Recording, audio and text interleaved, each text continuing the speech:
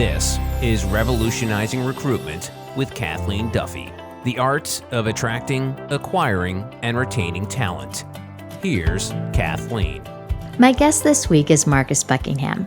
Marcus is a global researcher and the world's authority on what the most effective leaders and highest performing people do differently. He's also the New York Times best-selling author of two of the most popular business books of all time.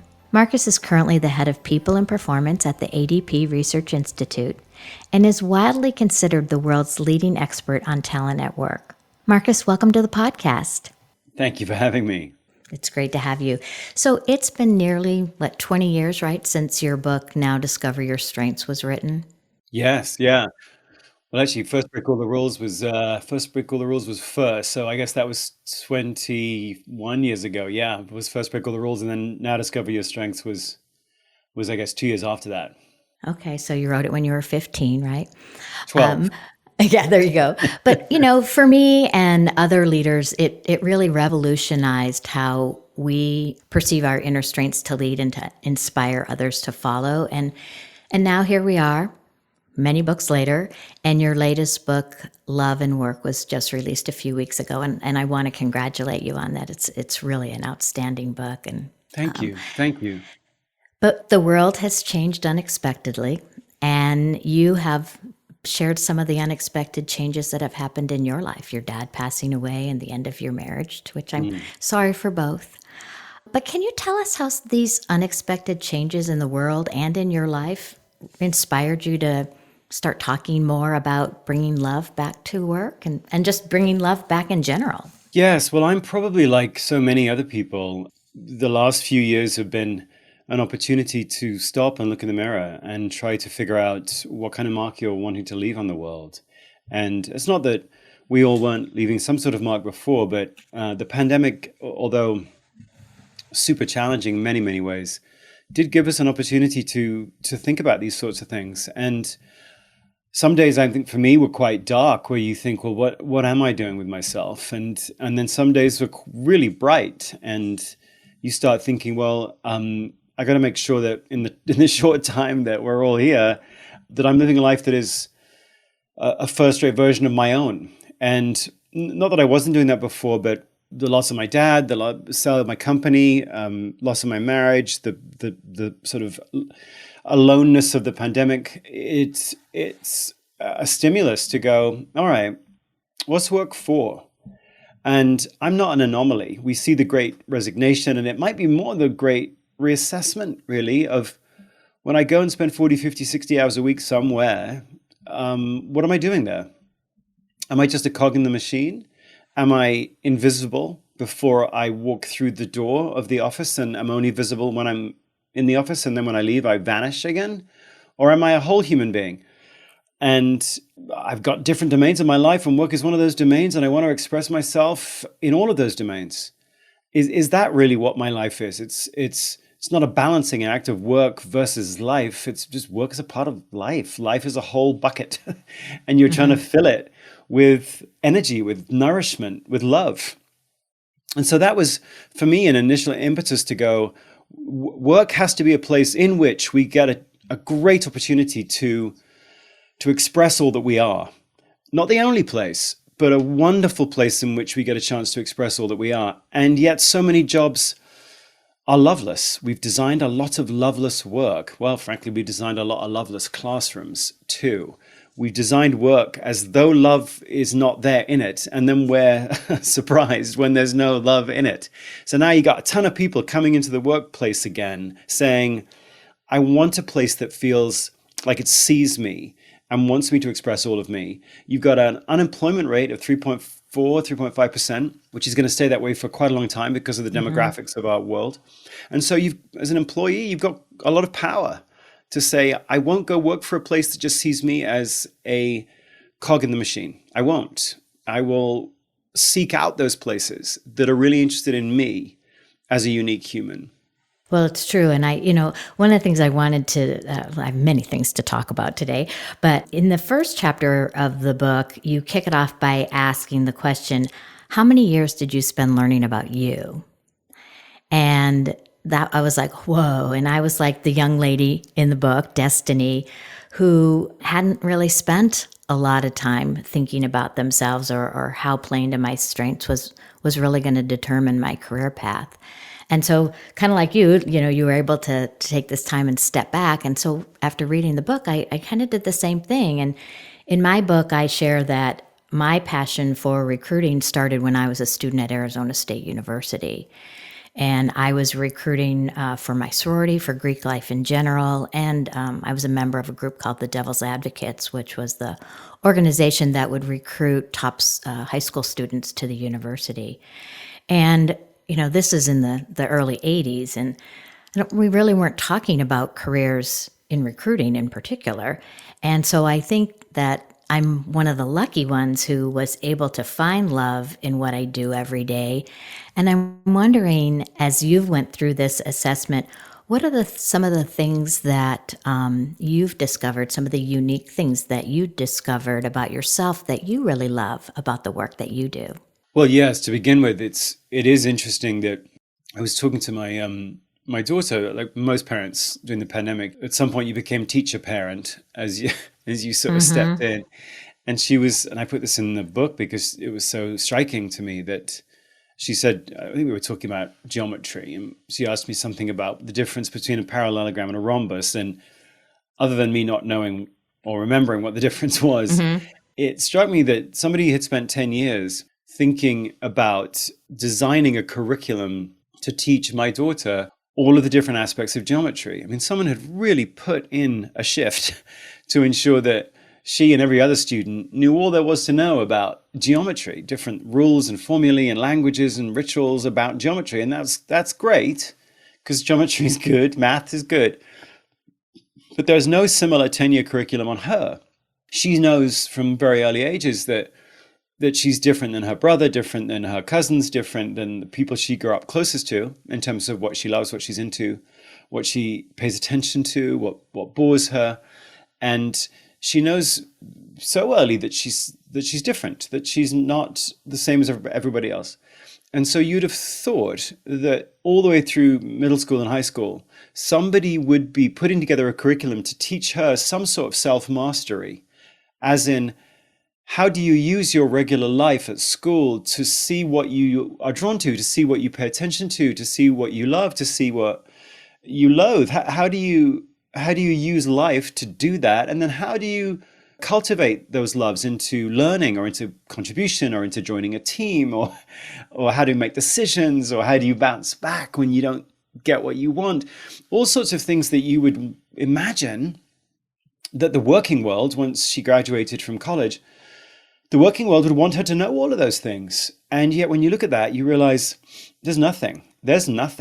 And so I'm sure you in recruiting, you know this, you have a lot of companies basically hiring people who have no fluency in their own loves, their own passions, their own nourishment, their own strengths. They're inarticulate, super inarticulate. And then the companies where they get hired try to sort of fix that and do remedial training on you. But it is a weird thing that we don't have any curriculum at all to help my daughter figure out how to talk about what makes her unique and distinct and how to contribute it, which is truly bizarre. For me, one of the first things that if you wanted to say to somebody, well, what would you look for? Like, what would you teach a 9-year-old? If we go all the way back there, if you wanted to help them discover what was unique about them, if you wanted to help them have some self-mastery or self-agency in terms of who are you versus your gender or your race or your socioeconomic status or your nationality or your religion, all of those things are important sources of identity, but there's many millions of people that share all of those different sources. You are the only you there is. You're a category of one. So what sort of things could we teach you about yourself and your world to put some detail to that category of one, to who are you? And one of the first things you'd ask people to do is pay attention to what they pay attention to.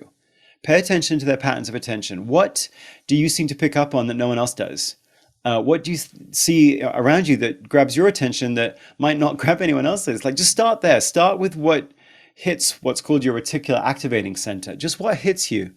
And with me, I remember like it was yesterday, I was 9 years old. I'm standing on a playing field watching a whole bunch of people participate in the high jump final of my school sports day. And as I'm watching them, I noticed that the other boys with me that are watching, when somebody runs and tries to jump over the high jump, everybody watching lifts themselves up on their tiptoes or actually kicks their leg out as if they're kicking an invisible ball. And I've never seen that before. And so I'm like, that's weird. And I watch them again, and somebody runs up, jumps over the high jump, and everybody watching does the same thing. They just lift themselves up or do something with their feet and something with their legs. And I remember asking everybody afterwards, why are you doing that? And then they're all denying it, asking the gym teacher why. And then she's like, I don't know what you're talking about. But I can remember to this day going, that's really weird. I'm paying attention to something real in the world that no one else seems to be paying attention to. And no one else is as geeked out about it as I am. And I didn't know that would lead to a career as a researcher. I mean, I'm 9. I had no idea what that would lead to. And obviously no idea that 20 years later, a group of Italian scientists would discover the existence of mirror neurons that mean that we have instinctive empathy for what somebody else is trying to do. And that whenever you're watching someone do the high jump, you can't help yourself. You lift yourself up as though you're lifting up will lift them up. Like, I didn't know any of that, but wow, wouldn't it have been great to help a 9-year-old like me find a way to capture that and go, well, that's interesting. That's a thing. That's not a thing. You're paying attention to something that's kind of interesting.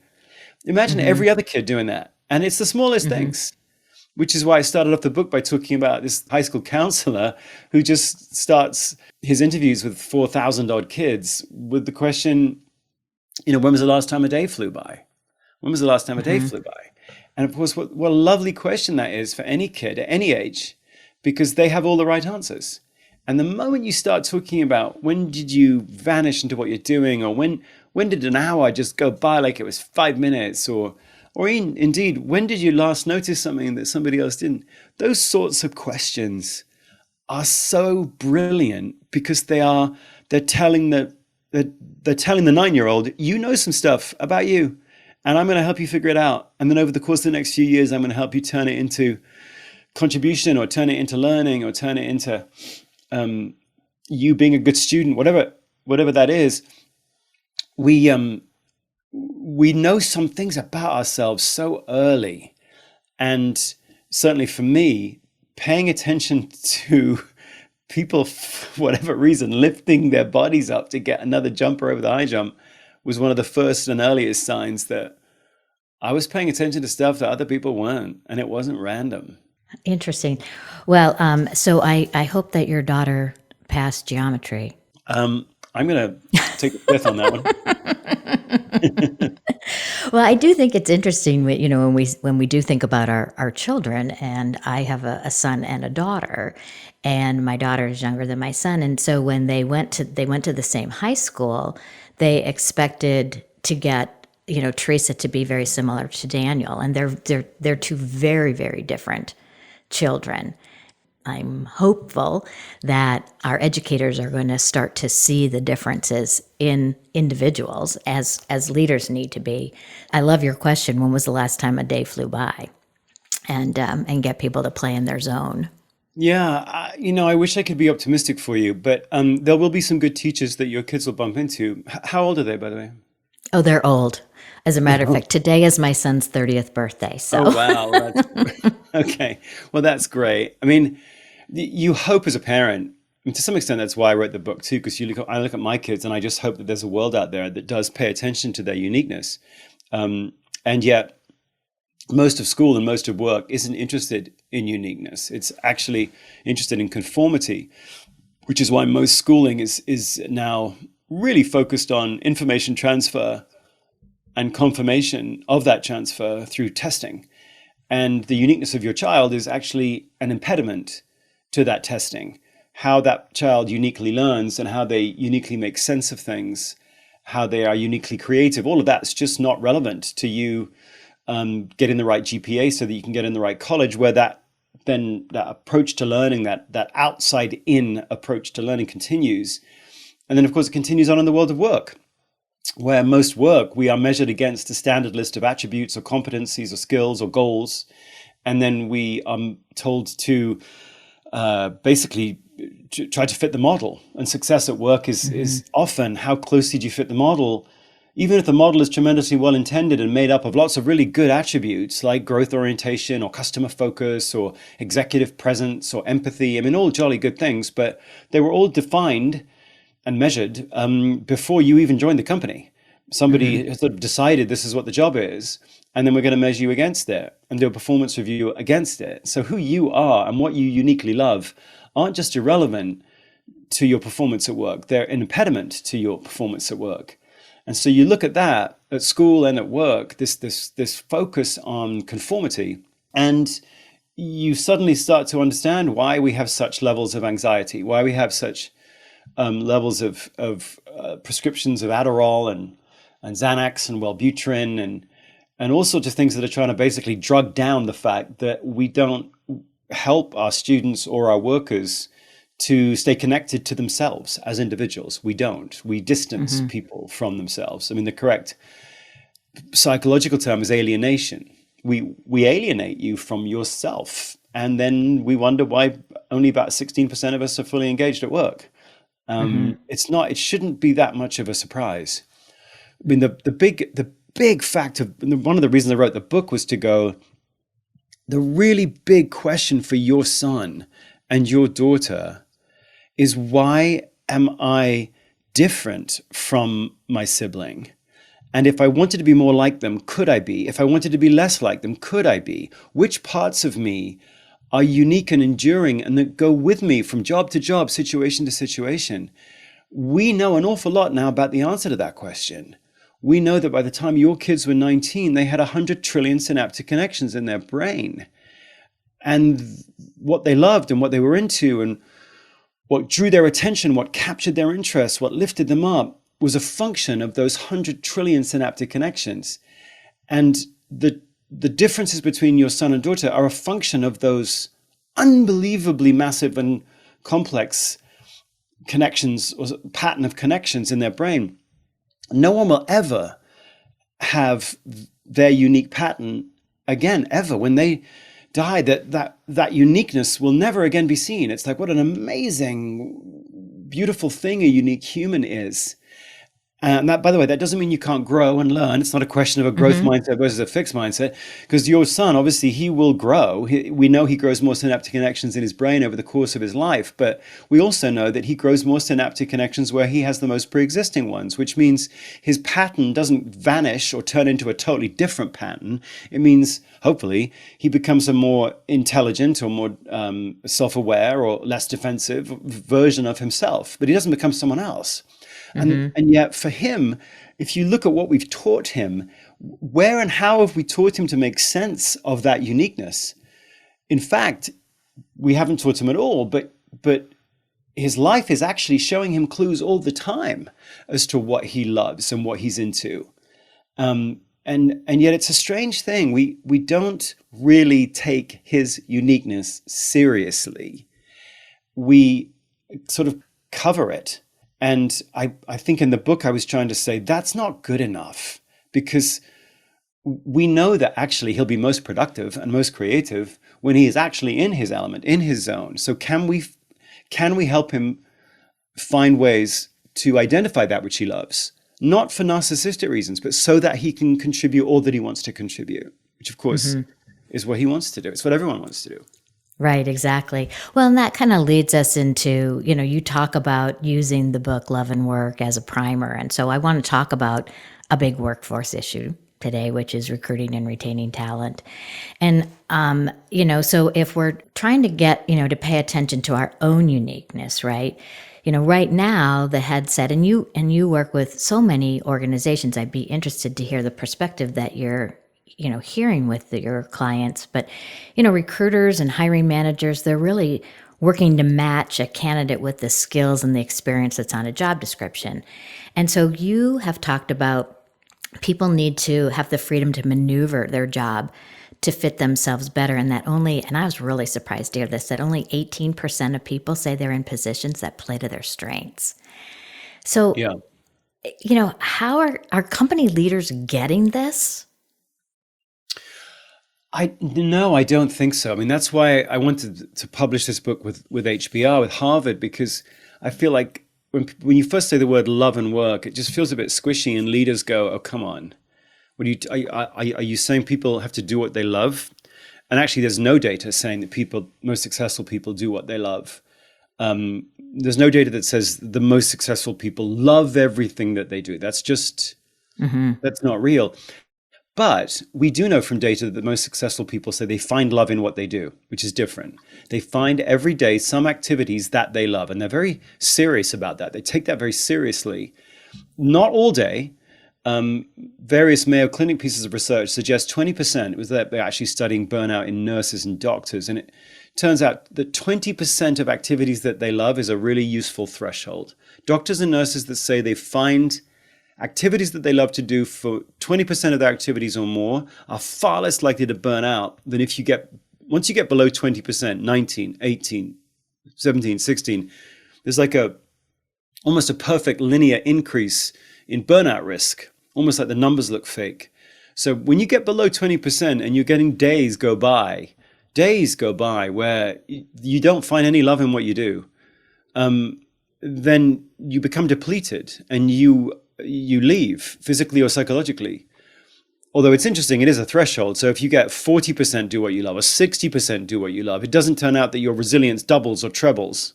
It is a threshold. So it's like you could have, I actually call them red threads, in the idea that your job, right, is made up of many different activities every day. It's not one activity, it's many, many, many, many different activities. And there are many different threads, like a tapestry on a wall. It looks like a picture from far away, but when you get up close, there's lots of little threads. Well, that's what every day at work is like. Your job description might say salesperson, but you get up really close to it, and your day is just filled with thousands of different moments or activities or interactions. And these are all different threads, and some of them are white or black or gray or brown. They lift you up a little or down a little, but they don't really move the needle much. But some of them are red threads. Some of them are red. They are activities that before you do them, you look forward to them. While you're doing them, you sort of vanish into doing them, and time does fly by. And they might last 15 minutes, but you felt you were doing it for 2 minutes, but boy, it just whipped by. Or when you're done with them, you feel some sort of sense of self-mastery that you felt in yourself when you were doing them. You didn't feel distanced or stilted. Well, there's red threads every day. And what we do know is that when you're doing an activity like that, when you're in that kind of red thread moment, your brain chemistry changes, and you have this cocktail in your brain. It's a combination of oxytocin and vasopressin, norepinephrine, dopamine, anandamide. There's like a cocktail, which, by the way, looks exactly the same as the cocktails when you're in love with someone. But that cocktail seems to dysregulate your neocortex, which makes you very focused and sort of outcome oriented. And it dysregulates that, and it leaves you open for more information and more creativity and more inputs. And you're just better. It's like you're on fire without the burnout. That's what that's like. So the feeling that we all want is that at work, not all the time. 20% of the time, and companies would get all the kind of creativity and resilience and engagement that they want. Are companies taking that seriously right now? No, I don't think they are. I think you're seeing a lot of companies basically pushing for a return to normal, as though we, the employee, as though we wanted a return to normal. But we really didn't. Even pre-pandemic, normal made us sick. Normal made us disengaged. With doctors and nurses, there was an epidemic of burnout in doctors and nurses pre-pandemic. And so we had a situation at work where across the board, work makes us anxious, work makes us stressed, work makes us disengaged. So now, with 3.5% unemployment, those companies that are saying, okay, return to normal. What you love, what you're into, those moments of red threads, all that's rubbish. Just come back in, come back to the office and we're going to go back to normal. Those companies that say that, I think, are going to discover that they're out of touch with the emotional state of play of the recruiting base, the labor force. Whereas those companies that say, we want to see you, we are really interested in you, we want to understand who you are and what you bring, we want to understand what you're into, we want to give you, it's interesting in the research that my institute, the ADP Research Institute, is doing, people don't really want flexibility of location, of where they work. They want flexibility of time. Because over the course of the pandemic, they got used to being masters of their own time, and they got pretty good at figuring out how to use their time intelligently. And now you come back to work and you're going to tell me you're going to now work in the office for 3 days, Tuesday, Wednesday, Thursday. Okay, that's not great for me, because I found self-agency during the pandemic. I kind of figured out how to get done what I needed to get done, and yet still have all those other domains of responsibility in my life. Well, I want that to continue. I want to work for a company that says and follows through on the fact that they see me as a whole human and a unique human. And that doesn't mean I'm self-involved. It just means I've got some unique things about me that I'm proud of, or I'm wanting to get in touch with, or I want to contribute. And I don't want work to be a place that smothers that. So companies that get that sooner will win. And those that don't, and play by the old rules, if you will, I think they're going to struggle to find the human capital that they need. Well, and I wonder, I know you work with a lot of very large organizations. I'm a small company, and I've grown over the last few years. I have 50 employees now, and I feel like it's, and again, this is my prejudice, right? As a small organization, as the leader, I can bend and move, and you talk about the scavenger hunt of your career as opposed to a career ladder, and I love that visual. And I feel like in my small, nimble organization, I can allow my team to be on a scavenger hunt as opposed to a rigid career ladder.